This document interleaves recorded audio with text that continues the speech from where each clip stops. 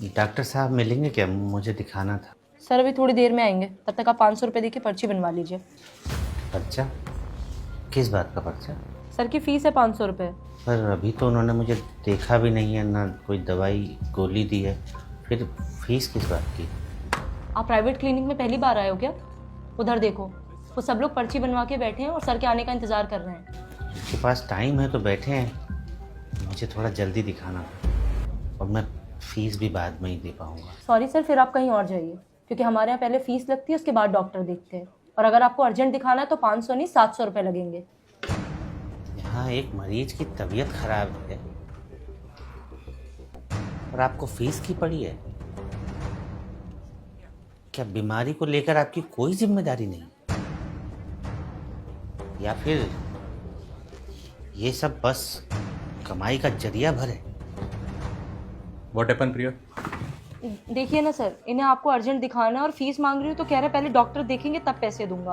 बताइए डॉक्टर साहब, मैंने कुछ गलत कहा है क्या? आप अंदर रहिए।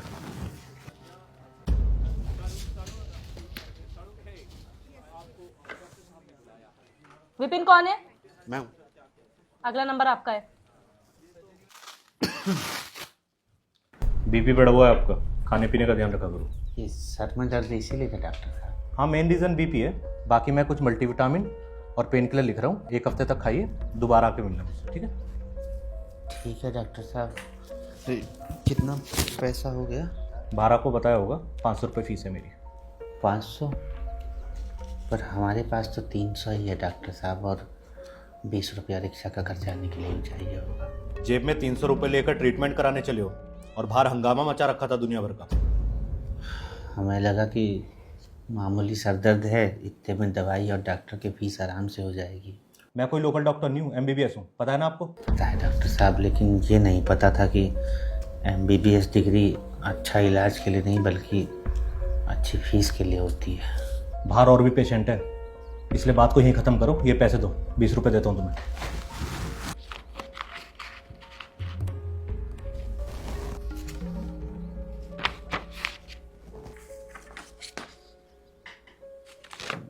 डॉक्टर साहब, ये दवा कितना का मिल जाएगा बाहर? बाहर मेडिकल स्टोर है, वहाँ जाके पता करो। नेक्स्ट। ये दवाइयाँ 850 रुपये के आसपास बैठेंगी, निकाल दूँ? डिस्काउंट कितना मिल जाएगा? ये कंपनी की दवाइयाँ भाई साहब, इसमें डिस्काउंट वगैरह नहीं होता। तो फिर रहने दो। वो घर के पास जन औषधि केंद्र है, वहाँ 20 से 50% तक डिस्काउंट मिल जाता है। ये लो, तुम चाहे कहीं भी घूम लो, ये दवाइयाँ हमारे मेडिकल स्टोर के अलावा और कहीं नहीं मिलेंगी आपको।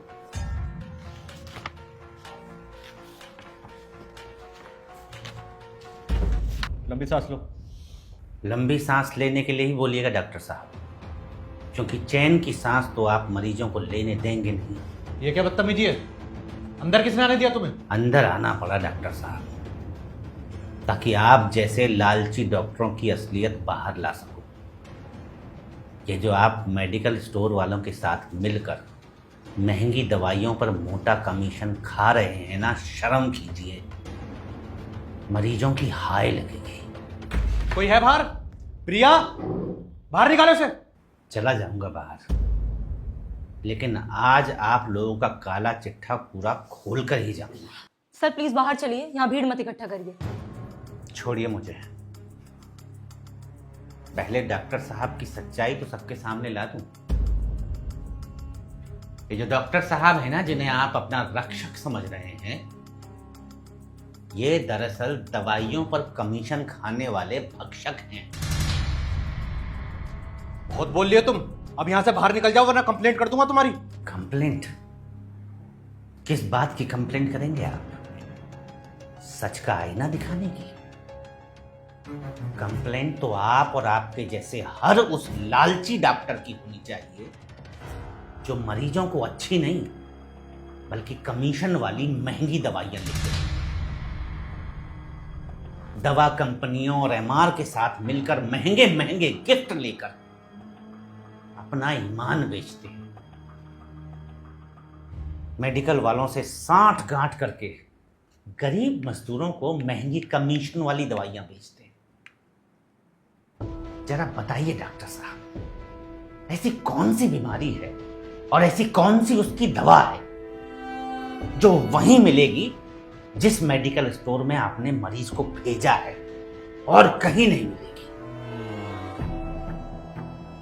और मरीज अगर किसी और मेडिकल स्टोर से वह दवा खरीद लेता है, चाहे वो पेटेंट कंपनी की ही क्यों ना हो, आपका मुंह फूल जाता है जैसे कोई नाराज फूफा हो।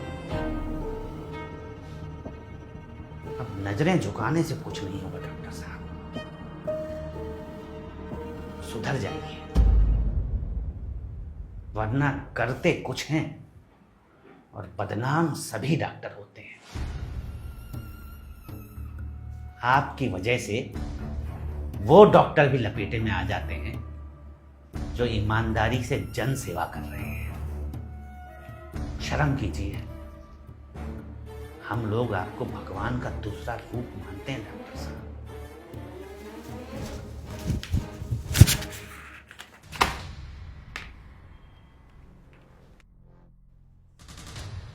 मैडम, हमारे पैसे दीजिए, हमें यहाँ इलाज नहीं करवाना। हमको भी नहीं करवाना।